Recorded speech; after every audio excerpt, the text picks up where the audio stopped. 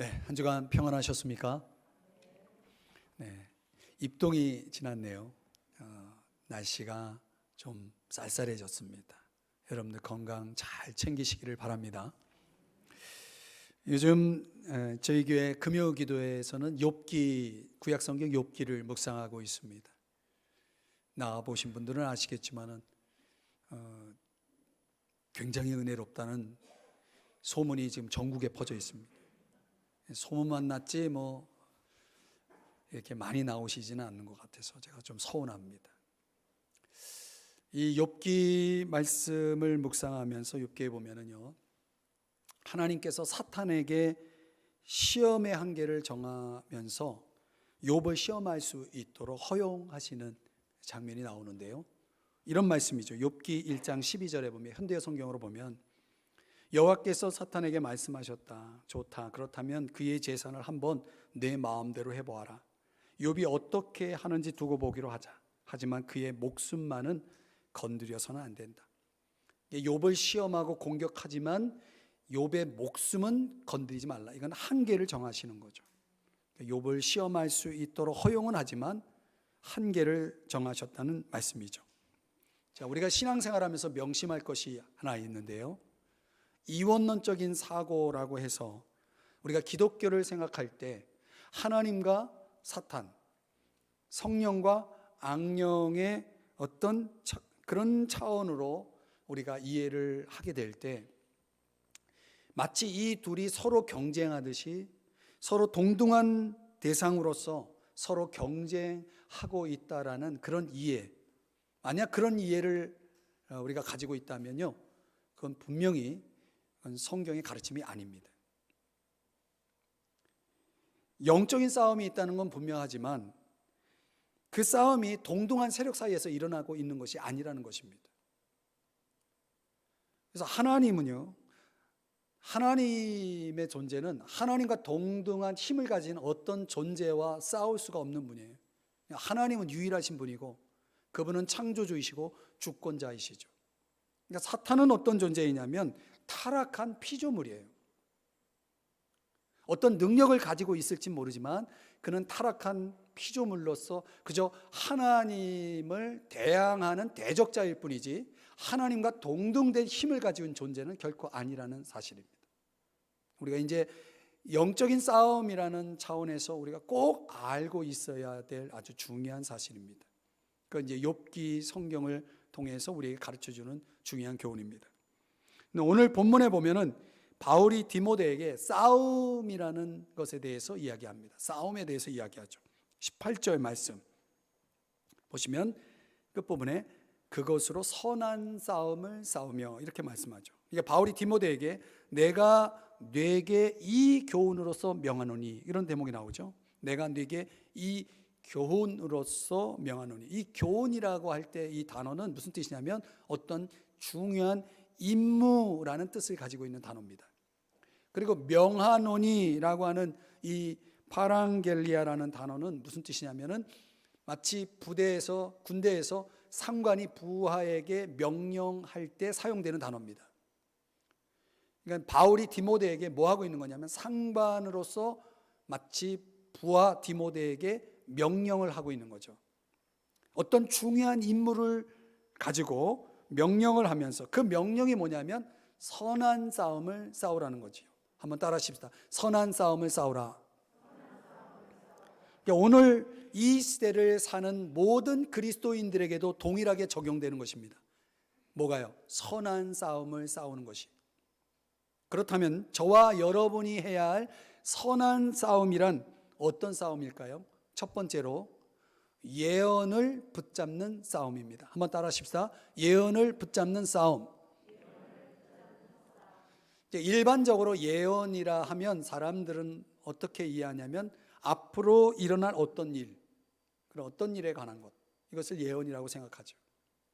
근데 구약의 예언서, 우리가 선지서라고 말하기도 하고 예언서라고 하기도 하는 이 구약 성경의 내용을 보면은 이 이사야라는 성경부터 말라기까지 17권의 선지서, 예언서가 있는데요, 그 예언서의 내용에 의하면 구약 성경의 예언자들이 이스라엘 백성들을 향해서 예언한 말씀의 내용을 두 가지 핵심으로 정리할 수 있어요. 하나는 책망, 뭐에 대한? 죄에 대한. 두 번째는 약속, 무엇에 대한? 구원에 대한. 그래서 책망하는 말씀과 약속을 주시는 말씀으로 이루어져 있다는 거죠. 그렇게 놓고 보면 우리가 흔히 이 예언이라는 단어가 나올 때 뭔가 미래에 대한 어떤 것을 말하는 것인가 이렇게 생각할 수 있는데, 그것보다는 후자의 경우에서 사용되는 예언의 의미가 더 많은 것을 여러분이 이해를 할 필요가 있습니다. 그래서 학자들은 바울이 디모데에게 말하고 있는 이 예언, 오늘 본문의 18절에 뭐라고 말씀하냐면 전에 너를 지도한 예언을 따라 이렇게 말하고 있죠. 그 예언의 의미가 뭐냐면 두 가지로 해석을 해요. 하나는 이제 바울과 루스드라 이고니온의 어떤 교회 지도자들이 이제 디모데를 사역자로 부르고 그 사역자의 위치에 위임을 할 때, 흔히 오늘날 목사들이 목회를 시작할 때 안수를 받듯이 디모데가 안수를 받았다는 거죠. 그 안수를 받았을 때에 그때 성령을 통해서 바울과 그 영적 지도자들을 사용해서 하나님이 디모데에게 주신 말씀, 하나님의 말씀을 예언이라고 지금 표현하고 있다라고 보는 그런 견해도 있고, 또 한쪽은 디모데가 구약 성경을 통해서 선지자들이 하신 말씀, 구약 성경을 통해서 자신에게 하나님이 주셨다라고 생각하는, 자신이 간직하고 있는 약속을 의미한다라고 보는 학자들도 있어요. 근데 저는 후자의 경우예요. 한번 디모데전서 4장 14절 말씀, 뒤에 나오는 내용인데 한번 읽어보죠. 같이 한번 읽어보겠습니다. 시작.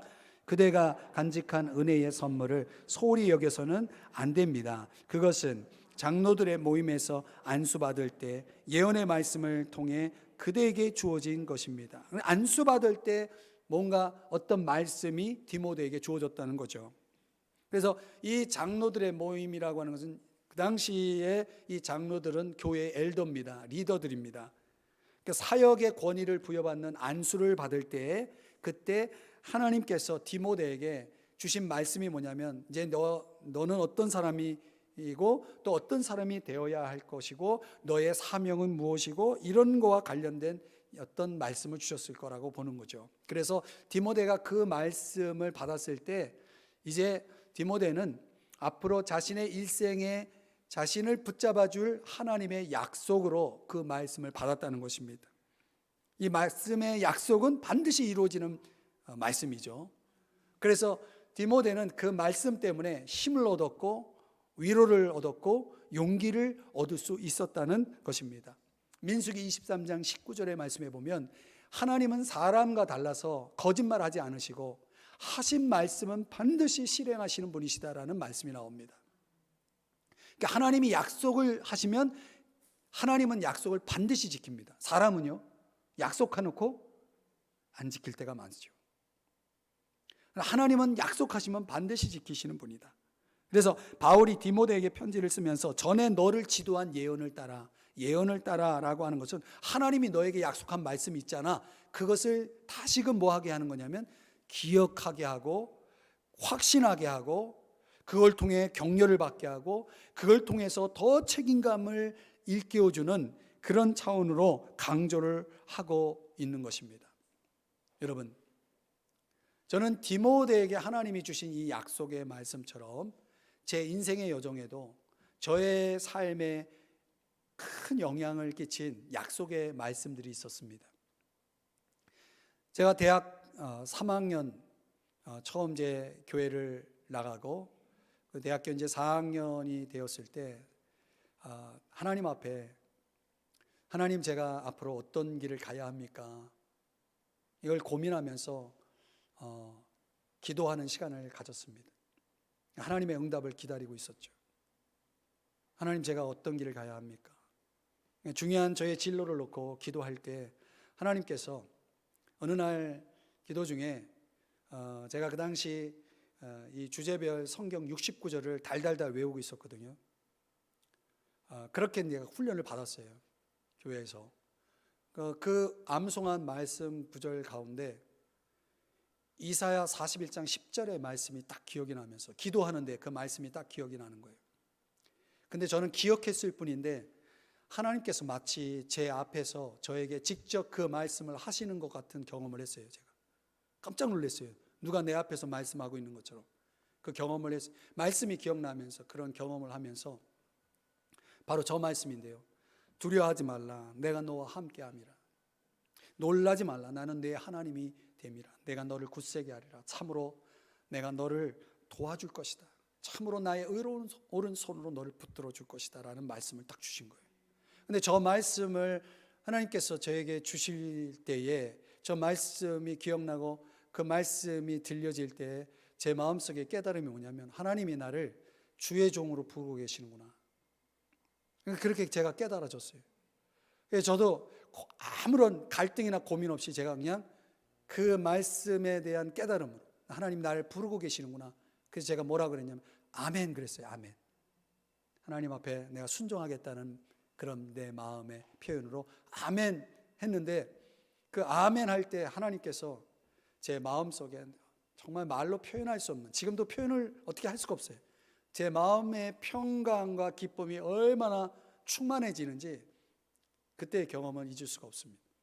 그때 이후로 하나님께서 저의 길을 인도하셨고 제가 이제 사역을 하는 중에 이 말씀을 생각할 때마다 하나님은 언제나 어김없이 제 마음을 붙들어 주시고 굳세게 해주시고 저를 도와주시고 그러면서 저는 얼마나 위로와 힘을 얻었는지 모릅니다. 근데 이 말씀이 그때 주셨던 이 말씀이 저의 인생길의 약속이 되었던 거죠. 그러던 중에 또한 제가 이제 사역하면서 여러 가지 일들을 겪으면서 굉장히 지치고 영적인 침체에 빠졌던 그런 기간이 있었습니다. 근데 그 침체가 잘 회복이 되지 않고 길어졌어요. 그러니까 하루하루가 정말 너무 견디기 힘든 거예요. 사역을 더 이상 할 수가 없는 거예요. 너무나 견디기 힘든 시간을 보내고 있을 때 하나님께서 때로는요 내가 못 들으면 내 곁에 있는 사람을 통해서 듣게 하시는 제 아내를 통해서 하나님께서 이 말씀을 저에게 주셨어요. 예레미야 12장 5절의 말씀이에요. 저 말씀이거든요. 만일 내가 보행자와 함께 달려도 피곤하면 어찌 능히 말과 경주하겠느냐. 내가 평안한 땅에서는 무사하려니와 요단강 물이 넘칠 때에는 어찌하겠느냐. 저 말씀을 주시는데요 제 머리를 큰 해모가 두드리듯이 제가 충격을 받았어요. 그러면서 저에게 깨달아지는 게 뭐냐면 지금 이 현실 앞에 이 상황 앞에 내가 완전히 그냥 다운이 돼가지고 침체가 되어 있는 상태에서 아무것도 할 수 없다라고 이렇게 피곤해 한다면 말과 경주하는 것 같은 더 큰 일들이 너에게 주어진다면 너 그거 어떻게 감당할 것이냐. 평안한 땅에서 무사하다고 너 요단강 물이 넘칠 때 너 그 일 감당할 수 있겠니? 하면서 하나님께서 제 마음과 영을 깨우시는 그런 은혜를 주시는 거예요. 정신을 바짝 차리게 되면서 그때 제가 용기를 얻고 정말 무지막지하게 성경을 읽기 시작했습니다. 막 일주일에 일독, 며칠 만에 일독하고 막 성경을 그냥 제가 저에게 남아있는 시간, 주어진 시간 사역을 하면서도 남은 시간들은 성경 읽고 기도하는 시간을 보냈어요. 그래서 지금 우리 교회에서 진행되고 있는 이 성경 일독 학교라든가 여러 가지 성경과 관련된 프로그램들이 진행되는 건 그때 하나님이 저에게 부어주신 은혜의 역사의 결과입니다. 성경을 무지막지하게 읽고 기도하면서 영적인 부흥을 경험하는데 그때 하나님이 어느 날 성경을 딱 보는데 시편 18편의 말씀을 또 주시는 거예요. 약속으로. 저 말씀이거든요. 내가 주를 의뢰하고 적군을 향해 달리며 내 하나님을 의지하고 담을 뛰어넘나이다. 주께서 나를 전쟁하게 하려고 내게 능력으로 띠를 띄우셔서 일어나 나를 치는 자들이 내게 불복하게 하셨나이다. 이 말씀을 딱 주시는 거예요. 제가 영적 부흥을 경험한 겁니다. 그리고서 이 말씀으로 인해서 제가 그 침체에서 벗어나서 주의 사역을 계속 해나왔어요. 근데 그 이후에도 하나님이 저의 고비고비마다 아주 결정적인 순간에 성경을 펴고 하나님 앞에 묵상하면서 기도하면서 시간을 보낼 때 하나님께서 저에게 주시는 어떤 약속의 말씀이 있으면 어김없이 하나님은 저를 실망시키지 않고 그 말씀대로 이루시고 저를 도와주시는 걸 제가 경험했어요. 우리 이 삼성중앙교회 히스토리 그 역사 가운데 하나님께서 저에게 주신 약속의 말씀들이 있거든요. 그런 말씀들 하나님 그대로 이루어 주셨어요. 제가 지금 뭘 말씀을 드리냐면 하나님께서 지금까지 저의 삶과 사역 가운데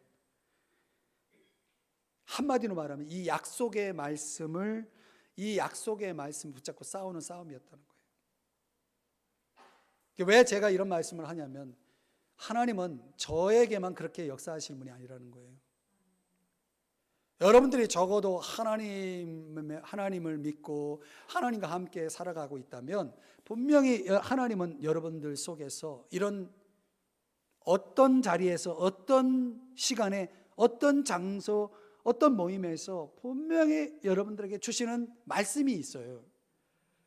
그런데 그 말씀이 어느 순간 어떤 때에는 하나님이 저거 나에게 주시는 말씀이구나 이렇게 부딪힐 때 그게 어떤 때는 그게 약속인 거예요.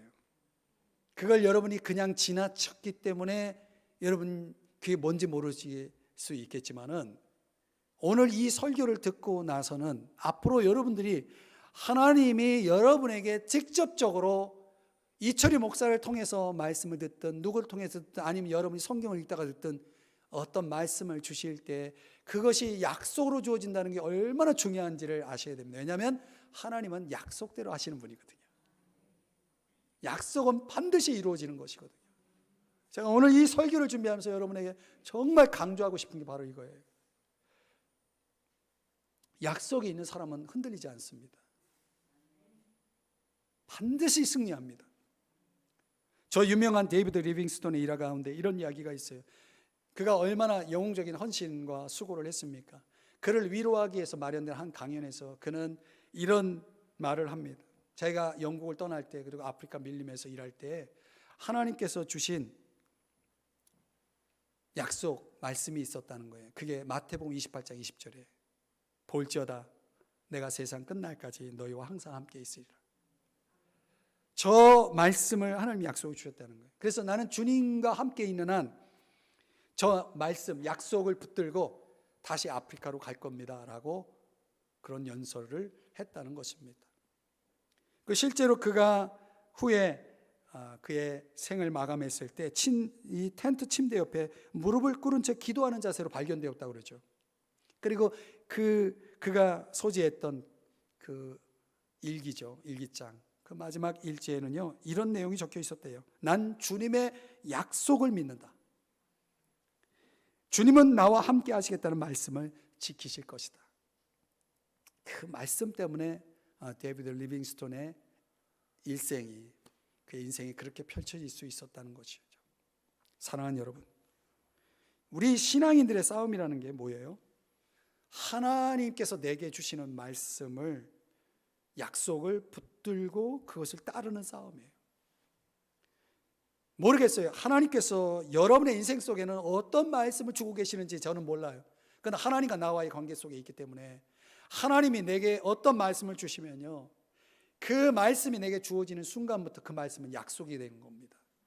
약속이 되면 반드시 그 약속을 통해서 하나님은 역사하시는 거예요. 하나님이 어떻게 일하시는지를 보게 되는 겁니다. 그래서 나는 그 말씀을 붙들고 말씀에 순종하는 삶을 시작하는 거예요. 그 말씀이 주어지는 순간부터. 여러분, 우리의 매일 생활 속에서 여러분의 일상 속에서도 이 약속은 얼마든지 주어질 수 있어요. 여러분이 묵상의 삶을 살아갈 수만 있다면 말이죠. 그래서 어떤 상황에서 어떤 환경 속에서 지금 내게 주시는 말씀이 무엇인지를 여러분이 귀 기울여 주목할 수만 있다면 하나님의 말씀의 약속이 반드시 주어지게 되어 있습니다. 성경은 66권으로 되어 있어요. 1189장입니다. 장수로는. 절수로는 31,089절이에요. 그 어마어마한 말씀, 그 수많은 구절 속에 한 구절의 말씀만 여러분에게 주어지면 여러분의 평생을 넉넉히 살아갈 수 있어요. 그게 있냐는 거예요. 이런 세계가 있다는 거 아셨나요? 오늘부터 여러분들에게 그 31,089절 중에 어떤 말씀이 주어질지 모르지만은 그 말씀이 주어진 순간 여러분 그 말씀 붙잡고 그 말씀대로 따르고 순종하며 나가면 여러분은 선한 싸움에서 반드시 승리할 줄 믿습니다. 이게 중요한 겁니다. 두 번째로 우리가 싸우는 선한 싸움은 믿음을 지키는 싸움이다. 한번 따라 하십시다. 믿음을 지키는 싸움. 19절에 보면 믿음을 가지라고 바울이 디모데에게 말합니다. 어떤 사람은 그 믿음에 관해서 파손했다. 이제 바울이 말하는 이 믿음을 가지라는 것은 디모데전서 6장 12절에서는 이렇게 표현합니다. 믿음의 선한 싸움을 싸우라. 그러니까 우리가 싸우는 선한 싸움에는 무슨 싸움이 있냐면 믿음의 선한 싸움이 있다는 거죠.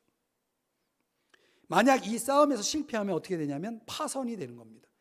파선이라는 게 뭡니까? 배가 침몰하는 거죠. 가라앉는 거죠. 그러면 더 이상 항해는 끝나는 겁니다. 믿음의 항해가 끝나는 거죠. 20절에 보면 그 믿음의 배가 파손된 사례로 두 사람을 언급합니다. 후메네오와 알렉산더. 그 중에 한 사람 후메네오라는 사람은 디모데후서 2장 17절 18절에 또 한 번 언급되는데요. 이 후메네오와 빌레도라는 사람을 언급하면서 18절 보시면은 진리에 관하여는 그들이 그릇되었도다. 부활이 이미 지나갔다 하므로 어떤 사람들의 믿음을 뭐예요? 무너뜨리느니라. 이게 이 후메네오라는 대표적인 이 사람은 어떤 사람이냐면 부활이 이미 지나갔다라고 주장하는 사람이에요. 여러분, 우리가 상식적으로 우리가 언제 부활합니까? 우리가 언제 부활의 몸을 입게 됩니까? 예수님이 재림하시면, 그리고 우리가 하늘나라 가면 부활의 몸을 입게 되는 거잖아요. 이 후메네오가 부활이 이미 지나갔다라고 주장한다는 것은 주님이 이미 재림하셨다라고 주장하는 거예요. 이건 완전 거짓이죠. 완전 거짓이죠. 이런 믿음 생활 잘하다가 잘못된 교리에, 잘못된 그릇된 교훈에 빠져서 믿음을 잃어버린 거예요. 누가? 후메네오가. 그러니까 자기 믿음을 잃어버렸을 뿐만 아니라 만나는 사람마다 다른 사람들의 믿음까지도 뭐예요? 무너뜨리는 거예요. 이런 주장을, 이런 마치 악성 종양을 퍼뜨리는 것처럼 그렇게 지금 하고 있는 겁니다. 여러분, 20절에 보면 바울이 그런 후메네오와 같은 사람을 사탄에게 내주었다라는 말을 합니다. 이 사탄에게 내주었다는 것은 두 가지로 해석되는데, 하나는 이 사람을 교회 공동체에서 출교시켰다는 거예요. 더 이상 교회에 들어오지 못하도록, 교제권 속으로 들어오지 못하도록 출교시켰다는 의미도 되고, 또 하나는 하나님께서 그 육신을, 몸을 데려가도록 했다는 것입니다. 그러니까 몸을 데려가면 더 이상 죄는 짓지 않잖아요. 그러니까 회개하고 그 영혼이 구원을 받을 수 있는 기회를 주기 위해서, 또는 교회에서 출교당함으로 인해서 자신의 잘못을 깨닫고 다시금 올바른 진리 가운데로 돌아올 수 있는 기회를 주기 위해서 이런 조치를 취했다라는 말씀을 하고 있습니다. 여러분, 그러니까 믿음의 싸움이라는 게 뭡니까? 진리를 위한 싸움이죠. 진리라고 하는 것은, 믿음이라고 하는 것은 예수 그리스도가 누구신가, 하나님이 어떤 분이신가에 대해서 완전한 지식을 가질 때 믿음이 주어지고 진리가 주어지는 것입니다. 그 완전한 지식이 형성되어야만이 그 사람이 그 진리를, 그 믿음을 지킬 수 있는 거예요. 그러니까 믿음을 잃어버린 사람들의 공통점이 뭔지 아세요? 그 완전한 지식이 형성되지 않은 사람들은 잘못된 길로 빠지든 아니면 그 믿음, 그마저 있는 믿음을 잃어버리는 그런 사람들이 되는 것입니다. 반면에 내가 정말 완전한 지식과 진리가 제대로 형성되지 못할 때 그 사람이 가지고 있는 믿음은 오래가지 못합니다. 언젠가는 파손이 되고 또 위험에 빠지고 잘못된 길로 빠지게 되는 것이죠. 현대 사회는요, 우리가 살고 있는 이 사회는 우리가 믿음을 지키고 진리를 가지고 살아가는 데 있어서 굉장히 불리한 사회를 살아가고 있습니다. 왜냐하면은 하나님의 진리를 혼돈시키고 왜곡시키는 그런 여러 가지, 하나님의 진리를 부인하고 왜곡시키는 여러 가지 사상들이 있기 때문에 그렇습니다. 이게 굉장히 다양한 방법으로 거짓된 사상을 퍼뜨리는 그런 이즘, 여러 가지 사상들이 있는데 그 대표적인 게 근대주의. 여러분 학교에서 배우셨죠? 근대주의. 그리고 뉴 에이지 사상이라는 게 있습니다.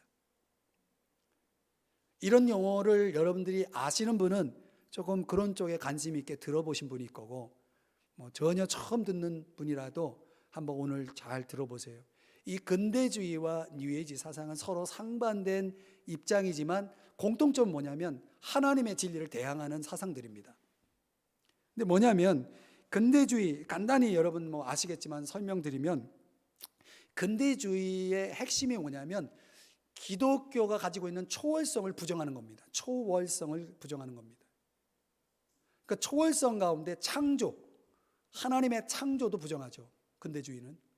그 창조 대신 뭐가 대체되냐면 진화론, 진화적인 사고, 그리고 과학적인 사고를 강요하죠. 그런 근대주의를 만들어낸 대표자가 여러분 우리 학교에서 배운 사람이 누굽니까? 우리가 생물학에서는 다윈이라는 사람, 다윈. 또 심리학에서는 프로이드. 또 우리가 정치나 경제학에서 많이 이야기하는 칼 마르크스. 그리고 여러분이 철학자 중에 니체라는 철학자 들어보셨죠? 그 니체는 신은 죽었다라고 말하잖아요. 그 신은 죽었다라는 그 선언이 뭘 의미하는 거냐면요, 절대 진리는 없다라는 것을 주장하는 겁니다. 절대 불멸의 진리는 다 허상에 불과한 것이다.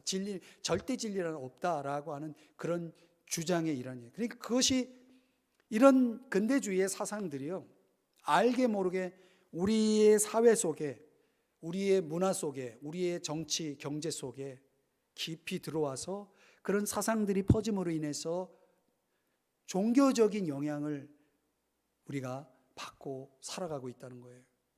근데 그런 거를 어떤 지식이 형성된 사람들은 저게 뭘 얘기하는지를 알아듣는데, 내게 올바른 진리에 대한 지식이 형성되지 않은 사람들은 무슨 얘기하는지 잘 못 알아들어요. 그리고 제대로 이해도 안 되고 분별도 안 되는 거죠. 그러니까 우리가 확실히 알아야 될 것은 뭐냐면요, 근대주의 사상이 우리 신앙에 미치는 영향 가운데 어떤 것들을 우리에게 영향을 주냐면, 결국은 인간에 대한 올바른 이해를 못 갖게 해요. 인간은 굉장히 욕망적인 존재잖아요. 끊임없이 우리 속에 욕망이 일어나잖아요. 근데 그 욕망의 핵심이 뭐냐면, 여러분 오늘 꼭 기억했으면 좋겠어요. 좀 설교가 어렵더라도 잘 들으시면, 이 인간이 가지고 있는 모든 욕망의 귀결은 하나님에 대한 욕망이거든요. 근데 하나님을 딱 지어버리고 그 욕망을 우리의 자아적인 욕망이라든가 그런 어떤 기본적인 욕망이나 다른 용어로 그 하나님을 지어버리고, 그런 욕망의 원인을 다른 쪽으로 해석을 해서 사람들을 그쪽으로 주목하게 만드는 것이 근대주의입니다. 또 우리 인간들이 살아가면서 뭐가 절실하냐면 기적이 절실하죠. 우리 인간이 가지고 있는, 피조물로서 인간이 가지고 있는 필요는 뭡니까? 우리 삶에는 모든 사람들이 그래요. 내 힘으로 할 수 없는 어떤 현실을 놓고 우리는 항상 뭘 바라냐면 해결을 바라죠. 그 해결이 뭐예요? 기적이에요. 근데 방법이 없어요. 기적을 소망하지만, 희망하지만 그것을 이룰 수 있는 방법이 없어요. 찾을 수 없어요. 근대주의나 이런 세상 학문이, 세상 철학이 거기에 대한 답을 제시하지 못한다는 것을 아셔야 됩니다. 그게 한계예요. 근대주의 한계. 그래서 인간에게 있어서 하나님이 우리 인간 속에 만드신 공간이 있는데, 그것은 예수 그리스도가 있어야만이 채워지는 공간이거든요. 그래서 여러분이 잘 아는 성 어거스틴이 뭐라고 말했냐면, 우리의 마음은요, 그분 안에서 안식을 찾기 전까지는 안식할 수 없다라고 말했어요. 아주 대선언이죠. 우리 속에 있어야 할 것이 없기 때문에, 그 근본이 없기 때문에 다른 것을 아무리 채워도 인간이 느끼는 그 영원한 통증은 사라지지 않는 것입니다. 갈증이 사라지지 않는 거죠. 그러니까 참된 진리와 계시의 빛 안으로 들어와야만이 진정한 희망과 자유가 주어진다는 사실을 여러분이 아셔야 됩니다. 이해가 되시는지요? 고린도후서 10장 4절 말씀 한번 보시겠습니다. 우리가 가지고 있어야 될 무기는, 그래서 마귀의 요새를 파괴할 수 있을 강력한 무기가 필요하다. 5절, 이 무기가 뭐냐면 여러 가지 세상의 헛된 이론, 하나님에 대한 지식을 대항하는 온갖 교만한 사상을 무너뜨리고 사람들의 마음이 그리스도에게 복종하도록 하는 그 무기, 이 무기가 있어야만이 싸울 수가 있는 거예요. 분별할 수 있는 거예요. 이 무기가 뭐예요? 이게 말씀이죠. 우리 한번 에베소 6장 17절 말씀 다 같이 한번 읽어봅니다. 시작. 성령의 검 하나님 말씀을 가지라. 여러분, 우리가 절대불변의 진리를 위한 싸움을 싸울 수 있는 사람은 어떤 사람이냐면, 굉장히 힘들고 어려운 싸움이에요. 그러나 싸울 수 있는 준비가 되어 있는 사람들은 바로 하나님의 말씀을 갖고 있는 사람. 예수님도 기록하였으되 하면서 말씀으로 마귀와 싸워서 이겼거든요. 요한일서 2장 14절의 말씀에 보면 하나님의 말씀이 있어야 강해지고 흉악한 자 마귀를 이길 수 있다고 말씀하고 있거든요. 또 히브리서 5장 12절 이하의 말씀에 보면, 현대인의 성경으로 보면 이렇게 말씀하고 있어요. 여러분은 지금쯤 선생이 되었어야 할 터인데, 왜? 신앙생활 한 지 10년, 20년, 30년 됐거든요. 뭐에 대한 선생이 되어야 돼요? 하나님 말씀에 대해서. 아니, 신앙생활 10년, 20년, 30년 했으면 성경은 적어도 20독, 30독은 했어야 되고, 예? 신앙생활 그토록 많이 했으면 하나님 말씀에 대해서 이제 가르칠 수 있는 선생이 되었어야 되는데, 뭐라고 말해요? 오히려 말씀의 기초적인 원리를 다시 배워야 할 형편에 있는구나. 오늘날 교회 안에 이런 사람들이 얼마나 많아요. 신앙생활 오래 했다는 게 그게 참 불명예스러울 정도로, 참 부끄러울 정도로, 이런 현실 속에 있는 사람들은요, 단단한 음식을 먹지 못해요. 젖을 먹어야 돼요.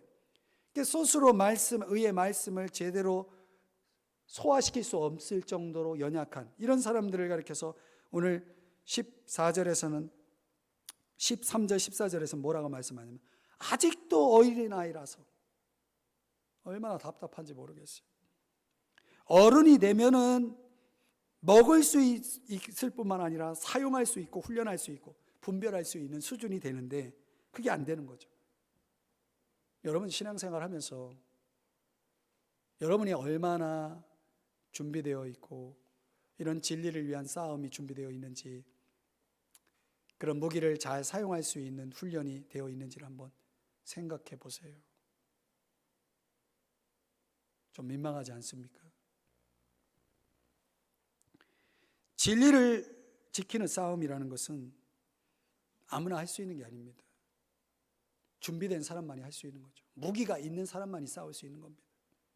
능숙하게 그 무기를 사용할 수 있는 훈련이 되어 있어야 되는 것입니다. 그래서 오늘 여러분에게 말씀드리고 싶은 것은, 지금 우리 사회가 어떤 사회인지에 대한 분명한 지식을 가지고 있고 거기에 대한 분별력을 가지고 있기 위해서 저와 여러분이 해야 할 일은 말씀을 끊임없이 묵상하고, 그 기독교 진리 교리가 내게 분명하게 완전한 지식으로 형성될 때까지 여러분이 계속 배우는 시간을 가져야 돼요.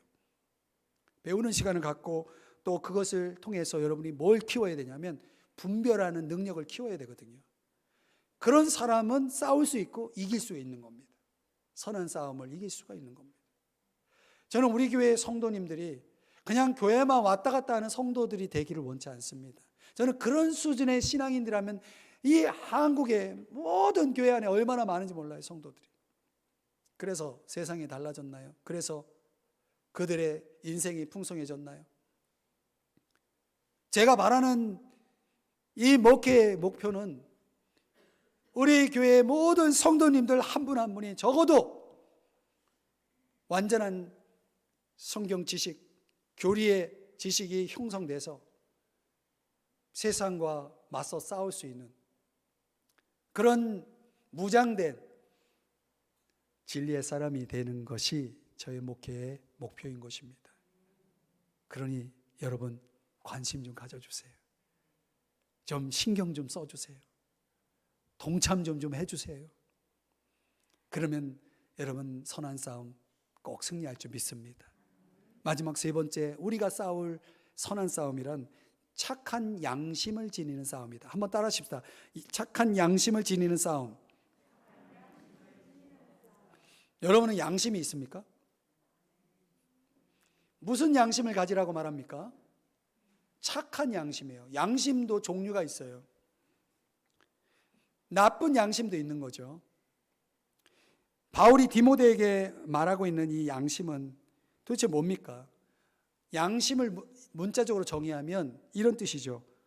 내 생각이나 말이나 행위를 판단하는 내적인 음성입니다. 내적인 음성. 그러니까 사람이 어떤 행동을 할 때는요, 그 사람 속에 뭐가 있냐면 기준이 있어요. 기준. 그 기준은 어떤 판단을 하는 기준인데, 그 판단을 하는 기준이요, 우리 사회 속에서는 시대마다, 문화마다, 지역마다 다를 수 있어요. 사람들이 가지고 있는 양심이 다 다르다는 것이죠. 시대마다, 문화마다, 지역마다 다를 수 있다는 것이죠. 그 어느 쪽에 가면 양심이 있고 어느 지역에 가면 양심이 없는 사람이 될 수도 있다는 거죠. 근데 여기서 성경이 말하는 착한 양심은 그런 시대마다, 문화마다, 지역마다 달라지는 그런 기준이 아니라, 이 양심의 기준은 절대 불변의 기준입니다. 그래서 성경이 말하는 양심이라는 것은 하나님의 계시에 대한 피조물의 도덕적 응답이다, 이렇게 정의할 수 있습니다. 도덕적 응답이다. 그런데 어떤 사람은요, 신앙인들 속에도 양심이 없는 사람이 있어요. 그러나 양심이 없다는 말은 정확한 표현이 아닙니다. 양심이 죽어 있어요. 그래서 디모데전서 4장 2절에 나중에 살펴볼 말씀이지만, 양심이 화인을 맞았다, 이건 무슨 뜻이냐면 죽었다, 마비됐다, 이런 뜻이거든요. 그 양심이 마비된 사람들이 잘하는 게 뭐냐면 거짓말이에요. 근데 거짓말하는 사람 치고 자기가 거짓말한다라고 말하는 사람이 없어요. 야, 내가 이제부터 지금 거짓말할 텐데 들어봐, 이렇게 말하는 사람 없어요. 거짓말을 하면서 자기는 거짓말한다라고 생각하지 않는 것, 이게 뭐예요?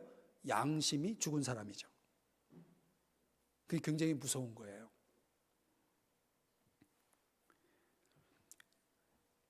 믿음은요, 진리의 차원이지만 양심은 도덕적인 삶의 차원이에요. 그래서 믿음과 양심이라는 것은 항상 같이 가야 돼요. 이 두 개 중에 하나가 빠져버리면 그 두 가지는 다 죽은 겁니다. C.S. 루이스가 이런 말을 하더라고요. 영적인 붕괴가 오면은 도덕적인 붕괴가 이어진다 그랬어요. 무슨 말이냐면, 여러분 믿음이든 또는 양심이든 간에 어느가 하나가 무너지면 다 무너진다는 뜻이에요. 자, 저를 보세요. 이 굉장히 이제 중요한 부분을 이제 설명을 하는데, 여러분 우리가 뭘 믿잖아요. 내가 믿고 있는 그것이, 내가 양심이 있을 때는 그 믿고 있는 거 실천하게 돼 있어요. 근데 내가 믿고 있는 것을 실천하지 않는다면 그건 양심이 죽은 거예요. 그렇다면 여러분 양심이 있습니까, 없습니까? 착한 양심이라는 것은 내가 믿는 것을 실천하는 것을 말하는 것이에요. 요한복음 7장 17절의 말씀에 보면요, 한번 같이 읽어볼까요? 시작. 누구든지 하나님의 뜻을 실천하고자 하면 내 교훈이 하나님에게서 온 것인지 내가 마음대로 말한 것인지 알게 될 것이다. 여러분, 뭔가를 실천하려면 사람이요, 그냥 실천하지 않아요. 어떤 지식을 가지고 있어요. 지식에 따라 행동을 하죠. 근데 그 지식에 대한 뭐가 있어야 되냐면 확신, 그 지식에 대한 신뢰가 있어야, 이거 확실하다라는 그런 신뢰야 확신이 있어야 행동으로 옮기죠, 보통. 그렇잖아요. 근데 그 확고한 지식이라는 것이 사람들로 하여금 실천하게 만드는 것인데, 야고보서 2장 17절 말씀에 아주 여러분 잘 아는 말씀이죠. 한번 다 같이 읽어봐요. 시작. 행함이 없는 믿음은 그 자체가 죽은 거예요. 그러니까 내가 믿는다라는 것이 중요한 게 아니라 믿는다면 행해야 하는 것, 그걸 믿는 거예요. 로마서 14장 23절에 보면요, 현대어 성경으로 이렇게 말씀해요. 자기가 하는 일이 다소라도 남에게 해가 되거든 그 일을 하지 마십시오. 남에게 해가 되거든 그 일을 하지 마십시오. 이게 양심이에요. 이미 그 일이 나쁜 줄 알면서도 계속하는 것은 이게 양심이 없는 거예요. 믿음에서 벗어난 일이라고 느끼면서 한다면 그건 양심이 죽은 거예요. 성경에서는 죄라고 말하고 있죠. 사랑하는 여러분, 저는요, 목회를 하면서 제가 어느 날 하나님께서 저에게 깊이 깨닫게 해주신 것이 있어요. 뭐 저를 포함해서 우리 모든 신앙인들이 말씀대로 살지 않는 이유가 뭐냐? 왜 이렇게 말씀은 풍성한데 사람들이 변하지 않을까요?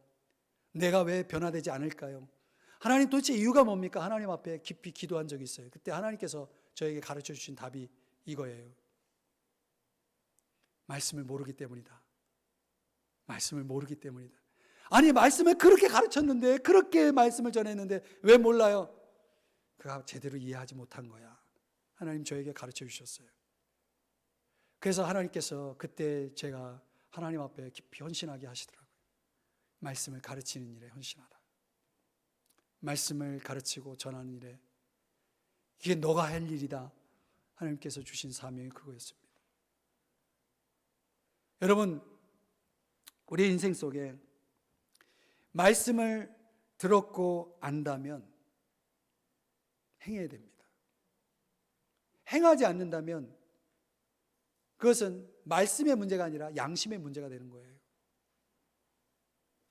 실존주의 철학자들이요, 이런 주장을 하죠. 그들이 말하는 자유라는 것은 세 가지 종류의 자유라고 할 수 있다. 첫째는 뭐든지 내가 하고 싶은 것을 선택할 수 있는 자유, 또 내가 선택한 것에 대해 책임을 지는 자유, 그리고 공동체적인 자유. 나의 자유가 너의 자유를 침범해서는 안 된다. 서로의 자유를 존중해야 된다라고 하는 차원의 공동체적인 자유. 이 세 가지의 자유를 주장하고 가르치고 있죠. 아주 참 중요한 자유예요. 그러나 그 실존주의 철학자들이 놓치고 있는 중요한 진리는 뭐냐면, 그런 모든 자유를 누리기 위해서는 반드시 진리가 있어야 된다는 거예요. 그래서 요한복음 8장에서 뭐라고 말씀합니까? 다 같이 읽어봅니다. 시작. 진리를 알지니 진리가 너희를 자유롭게 하리라. 우리가 어떤 자유를 누리기 위해서는 뭐가 있어야 된다? 진리를 알아야 된다라고 말하고 있는 것이죠. 로마서 1장 18절에서는 진리가 없는 사람은 오히려 진리를 막아요. 그걸 성경은 불의라고 얘기하는 겁니다. 그 불의를 행하는, 불의로 진리를 막는 사람들에게 하나님의 진노가 나타날 것이라고 말씀하고 있거든요. 사랑하는 여러분, 양심을 버리면요, 진리도 버리고, 그 사람의 믿음이라는 것은 결코 오래갈 수가 없다. 그 양심은 나를 위험에 빠지게 할 것이고, 결국은 마귀의 속임수를 이겨낼 수 없을 것이고, 분별할 수 없을 것이고, 당할 수밖에 없게 되는 것이다. 그래서 종교개혁자 존 칼빈은 이런 말을 했습니다. 나쁜 양심은 모든 이단의 어머니다. 여러분, 이단보다 더 나쁜 게 뭐예요? 나쁜 양심이에요. 베드로전서 3장 16절에는 선한 양심을 가지라고 말하고 있어요. 이게 착한 양심이죠. 왜 이런 양심을 우리 믿는 사람들이 가져야 되느냐? 우리 믿는 사람들을 향해서 특별히 뭐 하는 사람들이 있어요? 욕하는 사람들, 비방하는 사람들이 있잖아요. 그들을 부끄럽게 하는 방법은 우리가 진정 성경적인 선한 양심을 가지고 살아가는 방법밖에 없다. 이게 베드로가 말하고 있는 겁니다. 성경이 말하고 있는 겁니다.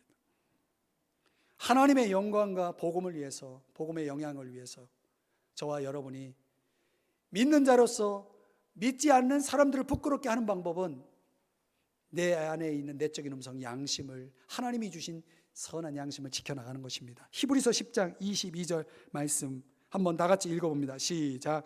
우리가 이미 마음이 핏부림을 받아 악한 양심이 깨끗해졌고, 거기까지. 핏부림, 예수 그리스도를 믿음으로 말미암아 그의 핏부림이 어떤 역사를 이루었냐면 우리가 예수 믿기 전에 갖고 있었던 악한 양심이 깨끗해졌다는 거예요. 이건 선해졌다, 착해졌다는 것이죠. 그렇다면 그 양심으로 살아야죠. 그 양심을 지니고 살아야죠. 그렇게 양심대로 사는 사람이 선한 싸움에서 승리하는 겁니다. 말씀을 정리해 볼게요. 여러분, 키에르케고르 잘 아시죠? 그가 이런 말을 했습니다. 내게 정말 부족한 것이 있는데, 내게 정말 부족한 것이 뭐냐? 내가 뭘 해야 할지를 분명히 하는 것이고, 하나님께서 내게 원하시는 것이, 내게 바라시는 것이 무엇인지를 아는 것이고, 더 나아가서 내가 생명을 걸 만한 가치를 찾는 일이다 라고 말을 했습니다. 생명을 걸 만한 가치. 여러분은 지금까지 신앙생활을 오면서, 앞으로 여러분의 인생을 살아가면서 여러분의 생명을 걸 만한 가치를 여러분은 찾으셨나요? 제가 이제 이 말씀을 준비하면서 하나님께서 또 저 자신에게도, 또 우리 이 말씀을 듣는 우리 성도님들에게도 이런 기회가 됐으면 좋겠다. 뭔가 이 생명을 걸 만한 가치를 찾았으면 좋겠다. 오늘 바울이 디모데에게 명령한 선한 싸움의 내용이 이게 생명을 걸 만한 가치라는 걸 말씀드리고 싶어요. 이 가치를 가지고 있는 사람은요, 내 현실이 어떠하든지 요단강 물이 넘쳐도 흔들리지 않습니다. 말과 경주할 수 있는 그런 힘이 있습니다. 어떤 일을 만나도, 어떤 상황에서도, 어떤 환경 속에서도 앞을 향해 나갈 수 있게 되는 것입니다. 왜 흔들리십니까? 왜 포기하십니까? 여러분의 사명의 자리에서 하나님 여러분을 부르셨어요. 여러분이 사명을 주셨어요. 하나님이 세상에서 감당해야 될 사명도 있고, 교회에서 감당해야 될 사명도 있습니다. 그 사명의 자리가 주어졌다면 사실은 그 사명의 자리는 사람이 그 자리에 둔 것이 아닙니다. 하나님이 나를 부르신 거예요. 그러려면 그 사명의 자리에 부르심 속에서 하나님이 주신 약속의 말씀이 있어야죠. 그 약속이 있는 사람은 흔들리지 않는 거죠. 상황에 따라서 달라지지 않습니다. 저는 그게 참 중요하다고 봐요. 그래서 저는 우리 모든 삼성중앙교회 성도님들이 정말 이런 약속의 말씀을 붙들고 끊임없이 흔들림 없이 달려가는 그런 선한 싸움의 승리자가 되기를 축복합니다. 여러분의 진리의 믿음은 확고하신가요? 어떤 사상에도, 어떤 가르침에도 흔들리지 않을 수 있나요? 그렇게 무장하시기를 축복합니다.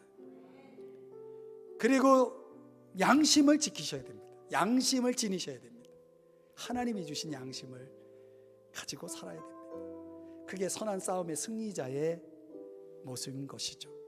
그래서 저는 오늘 이 말씀을 듣고 돌아가는 여러분들 속에 우리의 싸움이요, 끝나려면 주님이 재림하셔야 됩니다. 그때까지는 싸움은 끝나지 않을 겁니다. 그때까지 누가 승리자가 될지 누가 패배자가 될지 모르는 거예요. 오늘 이 시점부터, 이 설교를 듣고 돌아가는 여러분, 이 시간부터 약속을 붙잡으세요. 진리를 무장하세요. 선한 양심으로 사세요. 이게 핵심입니다. 아멘.